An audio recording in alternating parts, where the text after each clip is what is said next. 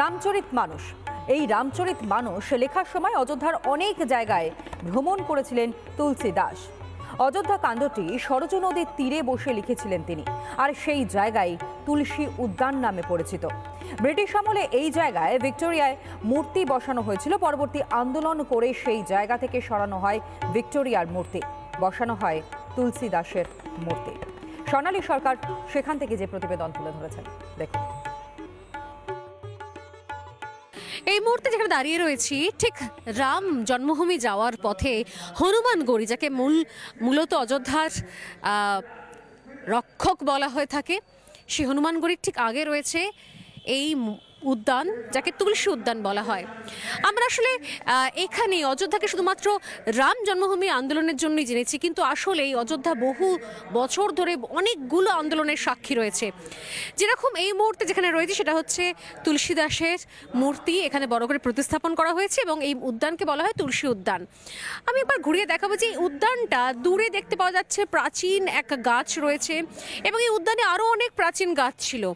এই পুরো উদ্যানটাকে ব্রিটিশ আমলে এটাকে এই অংশ এই জায়গাকে ঘিরে এটাকে পার্ক বানানো হয় এবং এর নাম দেওয়া হয় ভিক্টোরিয়া পার্ক। আমি আরও একবার বলবো, ঠিক সরজ নদীর তীরে যে বিশাল জায়গা ছিল যেখানে এসে তুলসী দাস বিশ্রাম নিয়েছিলেন এবং এখানে বসেই তিনি অযোধ্যা কাণ্ড লিখেছিলেন। রামচরিত মানসের অযোধ্যা কাণ্ডটা ঠিক এই অংশে বসেই তিনি লিখেছিলেন। তারপর থেকে এই গোটা অংশটাকে খুব পবিত্র বলে মনে করা হতো, কিন্তু ব্রিটিশ আমলে এটাকে ঘিরে ফেলা হয় এবং তারপর এটাকে পার্ক বানিয়ে দেওয়া হয় এবং ঠিক আজকে যে জায়গা এখানে তুলসী দাসের মূর্তি রয়েছে, ঠিক সেই জায়গাটাতে এখানে ভিক্টোরিয়ার মূর্তি প্রতিস্থাপন করা হয় এবং নাম দেওয়া হয় এটার ভিক্টোরিয়া পার্ক। কিন্তু ভিক্টোরিয়া পার্ক নাম তো দেওয়া হলো, তারপর কি হলো? দেশ স্বাধীন হওয়ার পর আরও একটা প্যারালাল আন্দোলন শুরু হলো। কি আন্দোলন? তুলসী দাসের যে জায়গা যেখানে বসে রামচরিত মানসের অযোধ্যা খণ্ড লিখেছিলেন তুলসী দাস, সেই জায়গাকে ফিরিয়ে আনার আন্দোলন। সেই আন্দোলন চললো, বিদ্রোহ চললো। এই অযোধ্যায় এই রাম জন্মভূমির রাস্তাতেই এই বিদ্রোহ হয় এবং শেষ পর্যন্ত 1960 সালে ভিক্টোরিয়ার মূর্তি সরিয়ে দেওয়া হয়।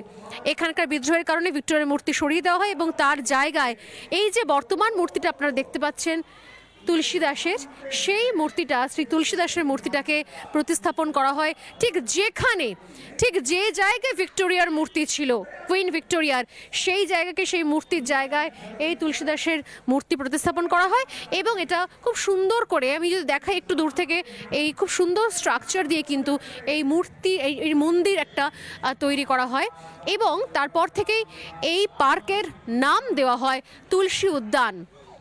আজও তুলসী উদ্যান এই রাম জন্মভূমি যাওয়ার পথে পড়বে এবং হনুমানগড়ির ঠিক আগে পড়বে।